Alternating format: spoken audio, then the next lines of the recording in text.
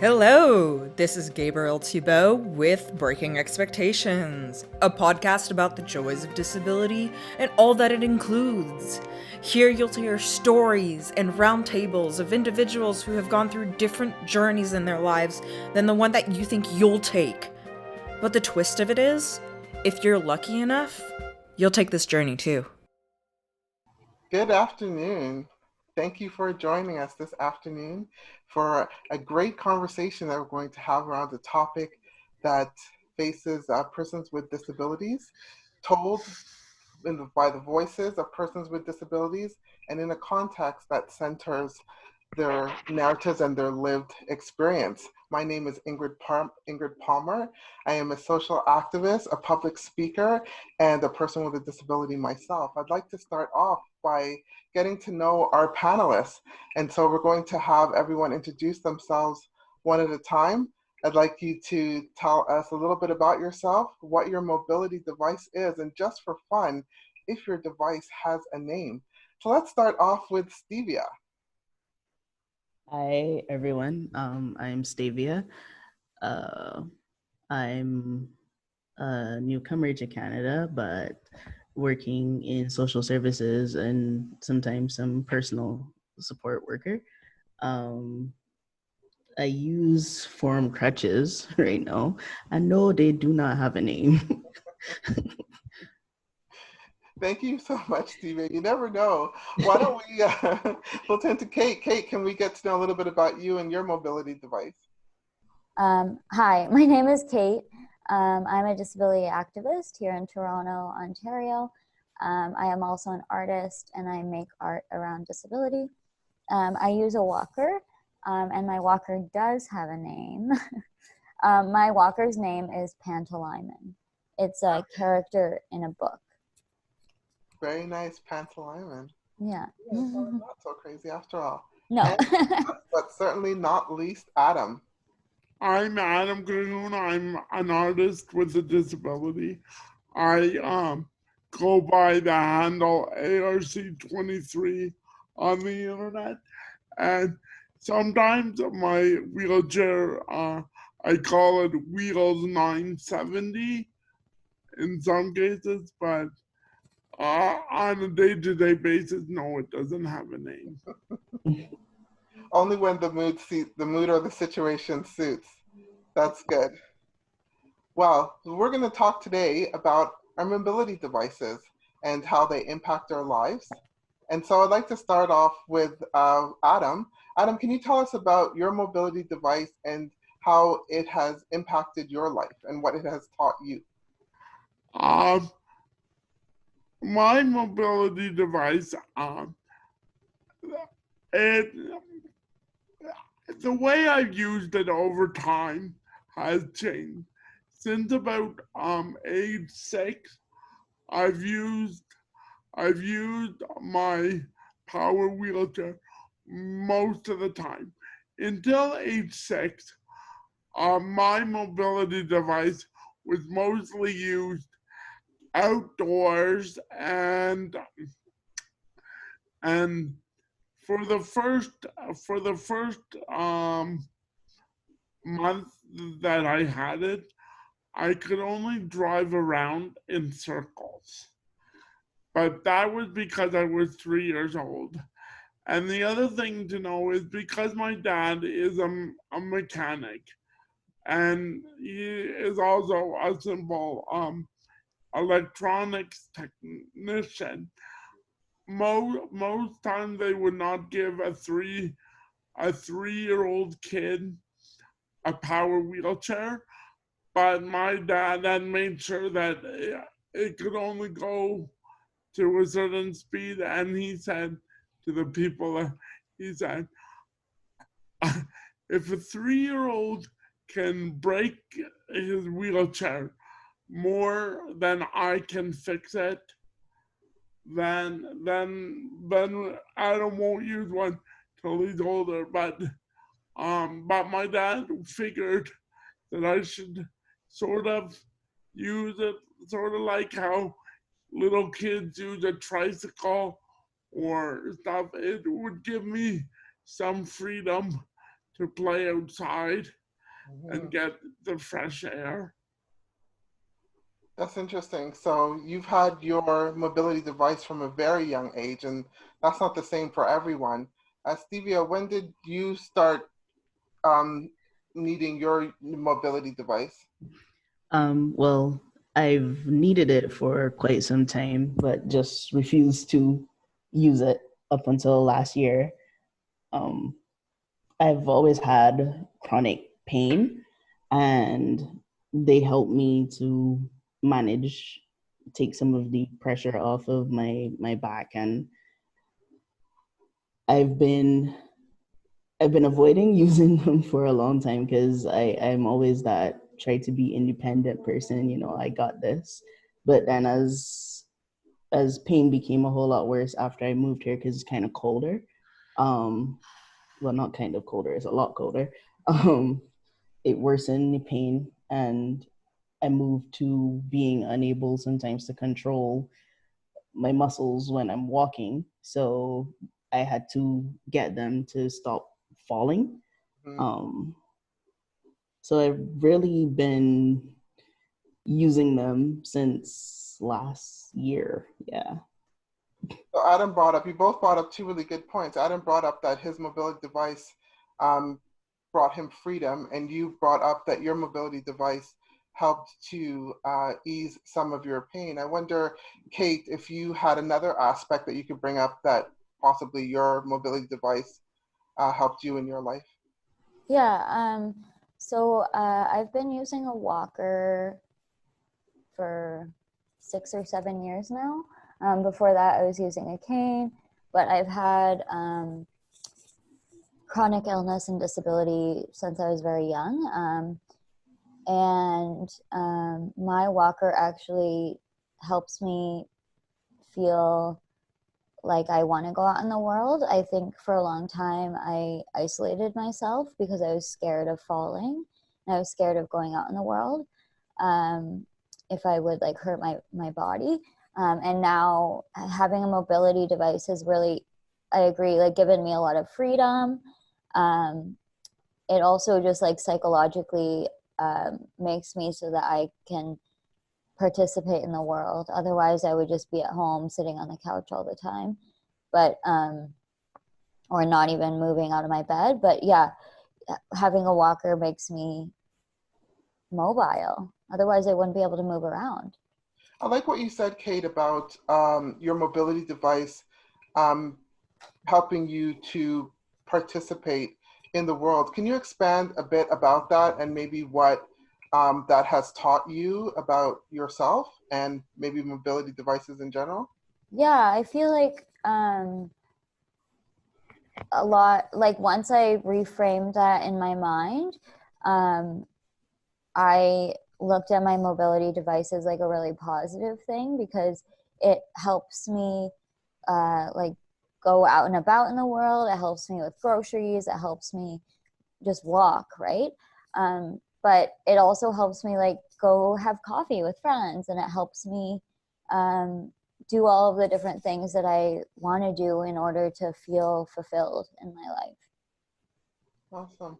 Yeah. Adam, when you spoke about your mobility device and having it from the age of 3 and the freedom that it brought you, you have been with your mode of mobility device for a long time, and I imagine that you have learned a lot about yourself in this time. Can you tell us a bit about maybe one or two aspects of things that you have learned about yourself or from your mobility device?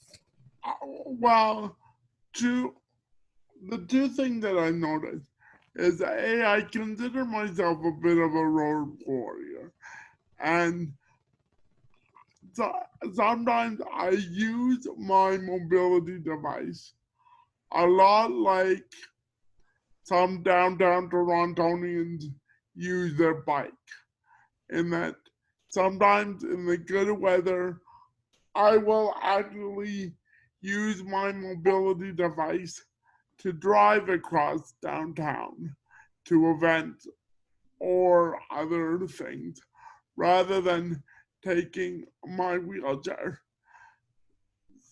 The other thing I've learned about my device is that when we are talking about pronouns, one of the things that I get is there are people that will see the chair and won't see me and will actually refer to the chair as it.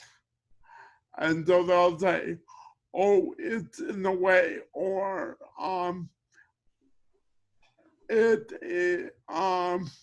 it needs help, rather than Adam needs help, or he needs help, or they need help. They will refer to the chair as it. And by the chair, since it's an extension of yourself, they're also referring to you as Yes. it. Stévia, do you have anything to add to that perspective? Have you experienced anything like that, or is there a point that you would like to bring up? Well, I've had the experience of people seeing you crutches and not seeing you.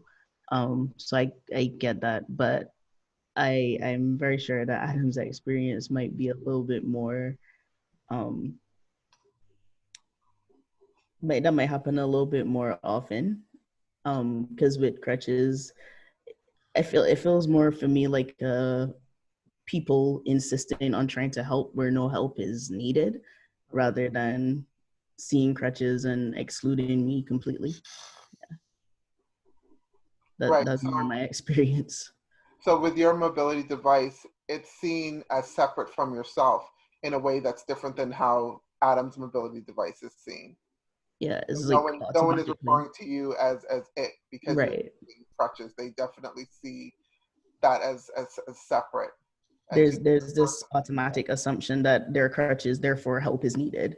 That's more it than separating, I guess, me from the crutches. Yes, but always assuming that if you have your Yeah. mobility device, then you're in need of constant assistance from someone else.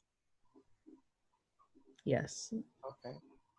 Kate, did you have anything that you'd like to contribute to this aspect of the discussion in terms of Sure. not being separated from your mobility device, whether that's a pro or a con?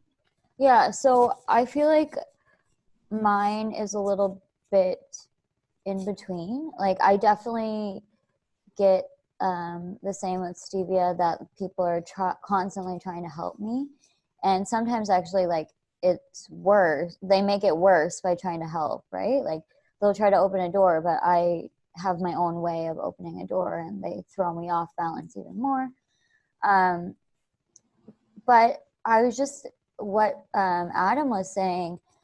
One thing that I'm really aware of is, for example, when I go to the movie theater or a play or something like that, people want to take my walker away so it's not in the way. But for me, my walker is like it feels like part of me, and so when they take it away, it feels like they're taking away part of how I get around. It's like if they take away my legs or something. Mm-hmm. And so like in a movie theater or a play or something, like I always try to have like someone with me so that like they can go get my walker for me in case, or I try to sit in a seat where they don't need to take away my walker. But yeah, it's really hard when people insist of like taking it away once I'm like sitting or something like that. But I also get people wanting to like extra help me with like bagging my groceries or opening a door or doing other things that I don't need help with.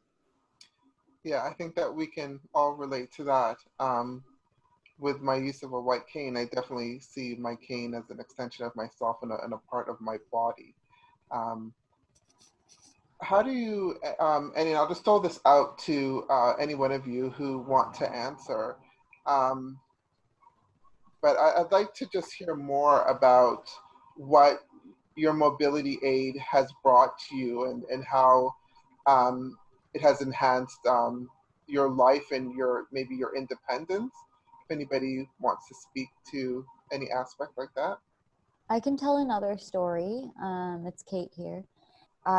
So when I first started using a walker, I was going to physiotherapy, and they were trying to, my condition can't really be cured or anything like that, but they were trying to make it so that I wouldn't have to use a walker. But that just made me frustrated and made me not want to go back. So I actually found like having a walker is really liberating, because it means that I can like focus on the things that I want to focus on in my life, instead of focusing on the things like quote unquote fitting into society because I am not using a walker. And so having a walker is like actually really liberating. It's kind of made me identify with disability even more, even though I've had a disability my whole life. I've tried to hide it, and now having a walker, like I don't try to hide it, and it actually like it feels like it gives me some freedom, because I'm not trying to hide it and I don't have that shame anymore. Right, it was kind of like a forced acceptance. Yeah, exactly. Stévia or Adam, do you have anything you'd like to add or weigh in? The only thing that I would like is, the one thing was around the time I got my wheelchair, my dad sold his dune buggy, and and my mom sort of jokingly said, "Oh, he sold his dune buggy because it is to sort of, because I would never be able to ride around in it because I had my wheelchair." And when my brother was born, of course he likes and he's like, "Dad, why did you sell the dune buggy?" "Oh, well, because Adam was never gonna ride around in it with me, and it sort of gave us, because they had to pay for some of my wheelchair. The government paid for most of it, but my brother was always like, uh, um, oh, I wish we kept it. We kept the dune buggy." The other thing was, when I was a kid, my, some of the kids used to bother me and say to me, "Adam, you can't do sports and stuff." And I remember one time telling them that actually on the weekend that I was actually in a wheelchair racing league. Like, they went out to play hockey on Saturday or Sunday morning. I went and traveled around Ontario racing my wheelchair. And it was a bit of a lie, but the kids believed it. They're like, "Cool, Adam's like a junior NASCAR driver." And it also helped to explain why I had so many stickers on my wheelchair, which I used to have like a lot of stickers that my dad would just give me when he went to the gas station. And so I had all these, so my chair in some ways did look like a little NASCAR car. Oh, that's a great story. That's a great story. Stévia, did you have anything you wanted to weigh in on about? Well, on having mobility aids and feeling liberated. As I said, I refused to get them for a number of years, but after getting them, I realized how much easier getting around can really be. I'm usually one who tries to stay a bit fit, I guess, moving around as much as possible. But the pain of it makes it a little bit more difficult. So I found that over the years, even walking got a little slower and stuff. And now on my crutches, I feel like I'm walking with people and they're like, hey, hold up, wait. If only you'd known. So I I see get, that so resonates. so I get like this double where I can pick up as much ground as I can cover now and get a slight workout while doing it too. So I mean that has brought me some joy. That's great. So you're keeping fit. Yeah, ish. Killing two birds with one stone. Yeah, that's great. I totally resonate with what you're saying. Knowing that I was recommended to use a white cane as a teenager, and I utterly refused.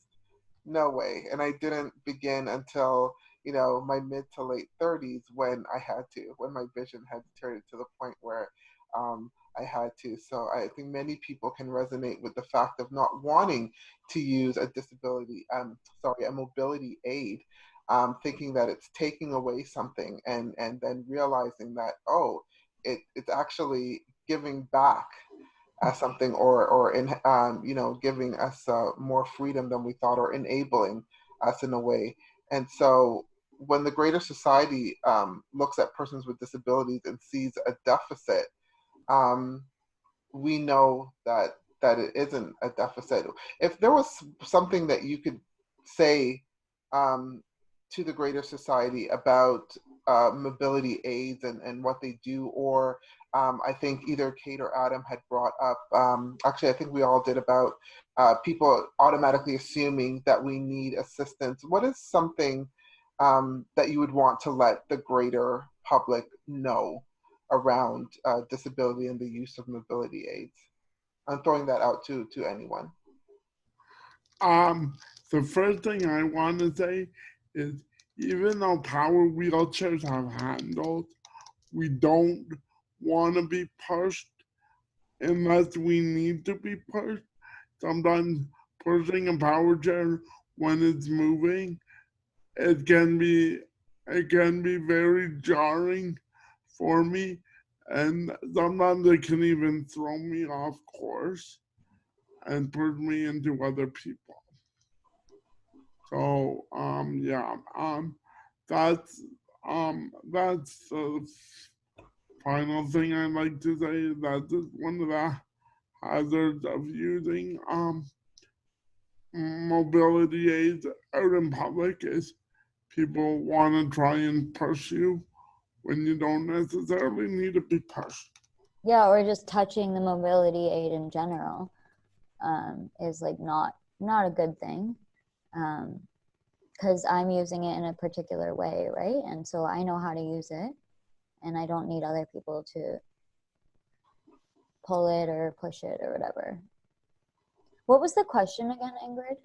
It was really just about what you would want the greater public to know, because we spoke about earlier a bit about people making assumptions of need, or assumptions of I know for myself, sometimes assumptions about how we should be using our mobility aids. And so I just wanted to give room for you three to speak on anything that you kind of like the general public to know, maybe a pet peeve that you wanted. I think one thing, after having my walker for so long and like coming and like actually loving that I have a walker, I think a lot of people assume that my life is so bad, or like poor me because I'm using a walker, but I actually feel the opposite. I feel proud to have a walker. I feel proud to be different. I feel like having a disability and having a mobility aid actually makes me like special. And I've learned a lot of things from having a disability and a mobility aid. I've learned like patience and creativity and so many different other things. So what I would like the general public to know is like, don't have pity on me. I actually love my life and love having a walker. I wouldn't wish it another way. Thank you so much for saying, Kate. I so love that you said that, because that is so very true, that people assume that we are unhappy with our disability, or we're looking to be fixed or looking for a cure, and aren't just busy about or more concerned with the lack of access that we Yeah. have, and not trying to look to fix ourselves. We're trying to look to have the freedom to live our lives to the fullest that we can. Um, Stévia, can you tell us about maybe also about how you feel and living with a disability, and um, do you feel happy, your joy, are you just more along those lines? Because there is that just that one-sided perspective out there, is that we're all suffering and sad and just dreaming of being able-bodied, that's what we spend our time doing. Well, I've lived with disabilities, so to speak, all my life. The mobility aids are newer, but the underlying conditions that cause me to need them are not. Um, I've had a number of years to be Stévia, and mobility aids don't change that. And I am happy with who I am, and in speaking about people and their assumptions, one thing that I've recognized is that ableism is a real thing here. Well, most people, as long as they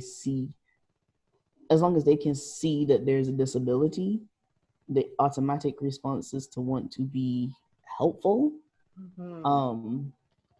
And I appreciate your desire to be helpful, but ask, because I may not need your help, and not to be rude, but your help might be more damaging than helpful.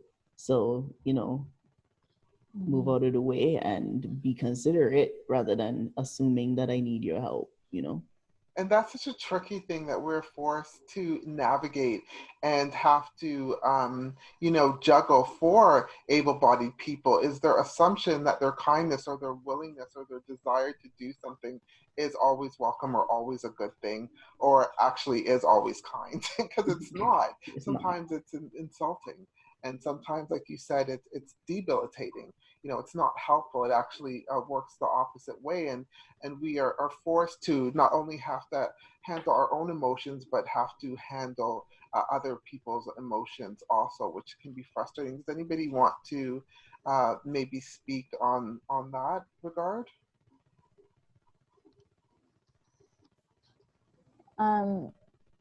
Yeah, I've had a lot of experiences of having to handle other people's uncomfortability.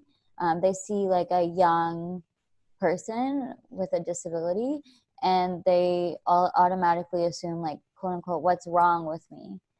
Because other than using a walker, like I like my body looks able-bodied, I guess.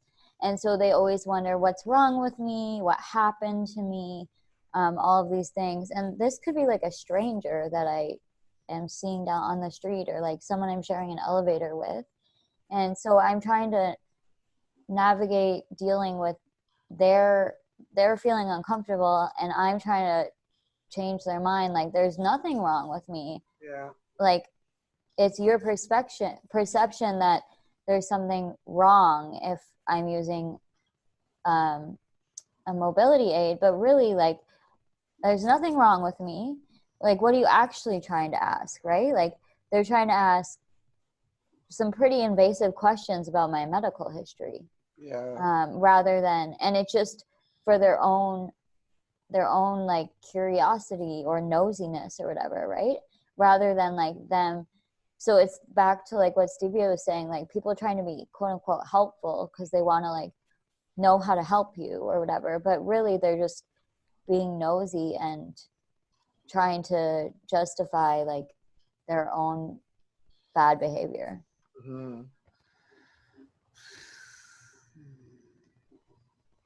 Adam, did you have anything to say on that aspect of sometimes unsolicited help, or unwanted pity that we sometimes get from. Well, the only thing that can sometimes make me a little road ragey, but sometimes it is my fault too.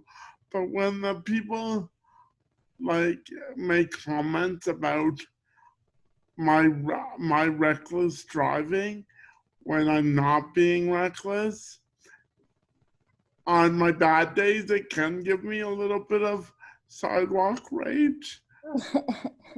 But like, you know, I am sometimes, you know, gonna say, I think sometimes the problem is though that if you got a bumpier sidewalk and stuff, you sometimes it's sort of like a bumpier road.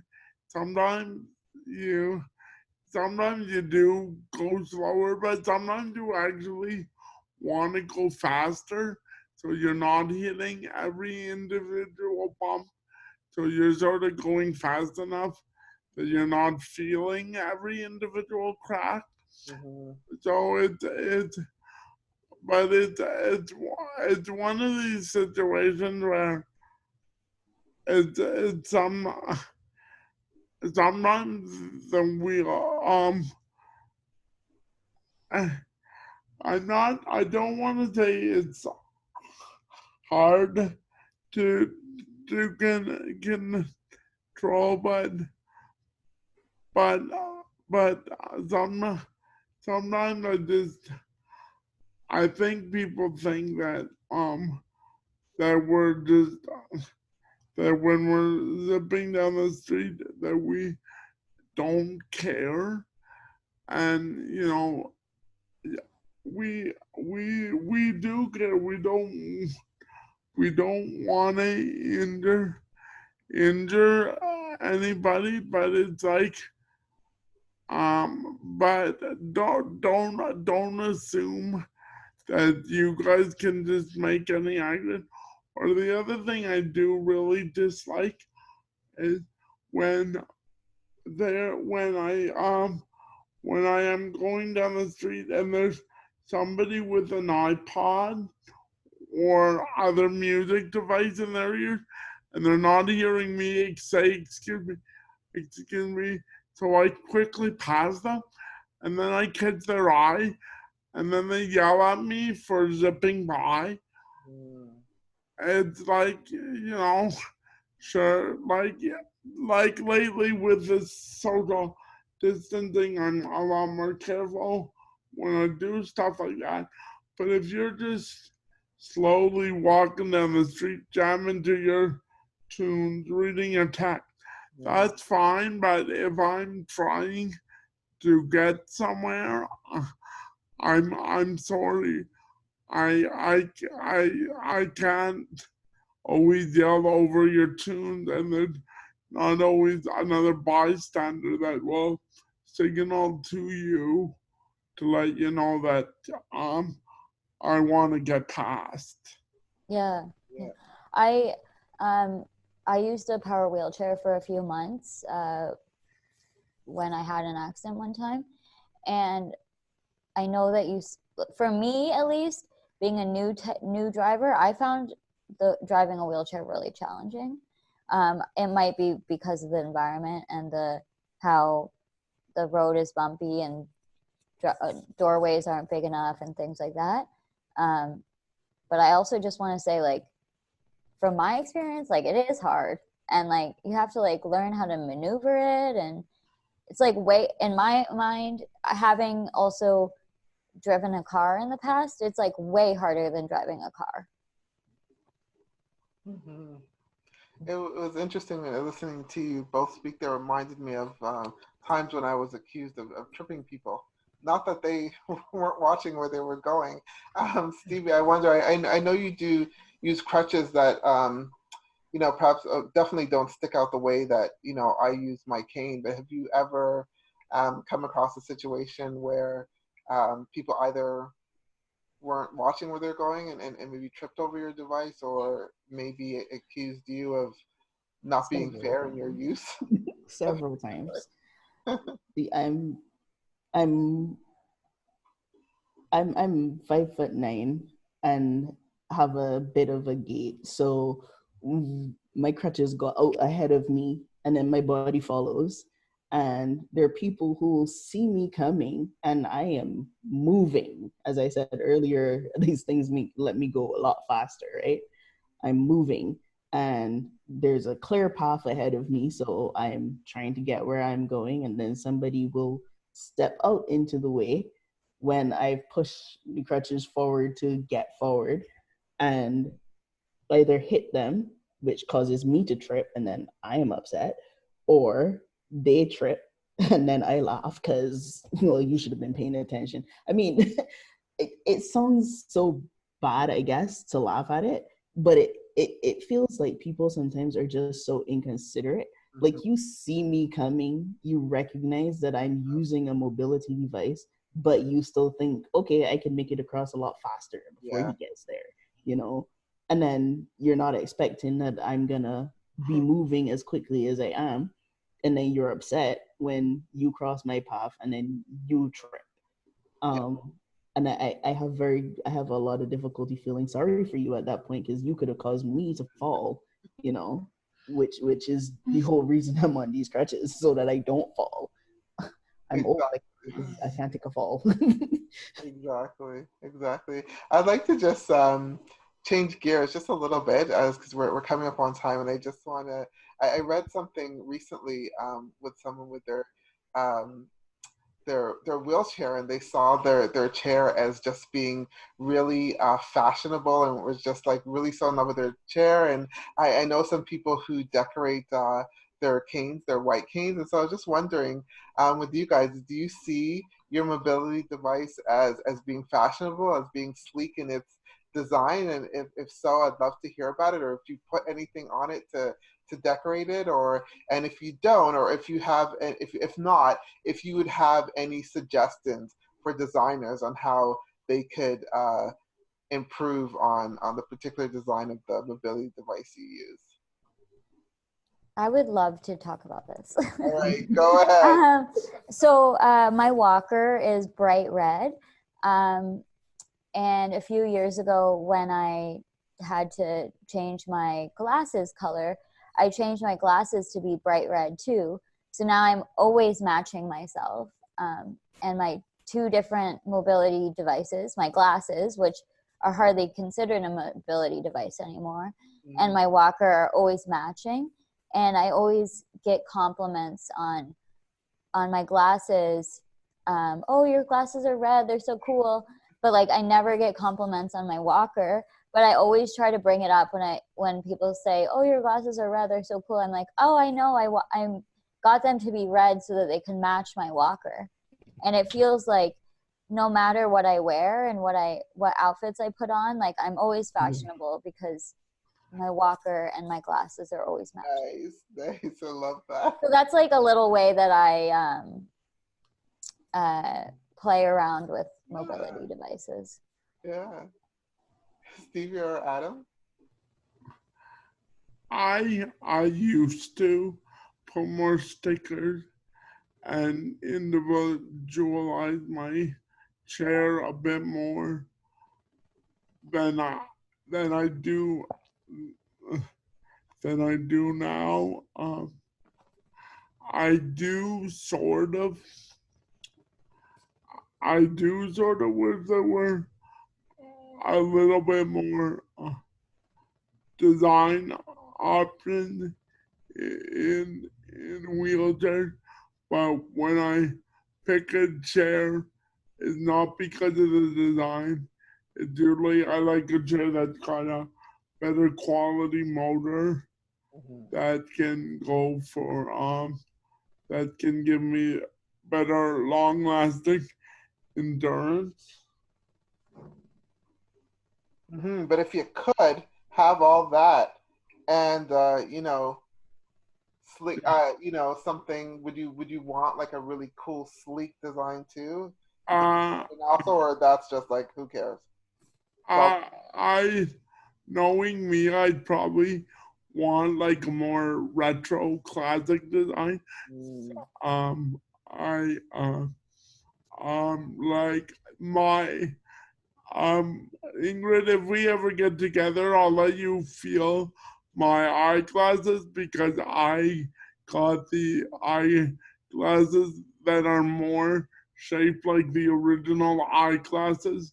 They actually were designing basically back in the 1890s and stuff, Oh, rather than, because I love those perfectly rounded shapes, and they actually work on me. They exaggerate the fact that I'm wearing glasses, but it actually works for me rather than having those glasses that people barely see.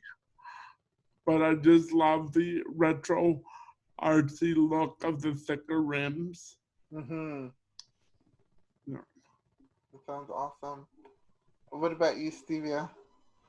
I've never even thought about it. Never thought about dressing up those crutches? Nope. No, never thought about it. So I think maybe if anything, I would change the color. I don't know, but that's probably it. That's about it. Hey, good enough. Yeah. Yeah, I love that question.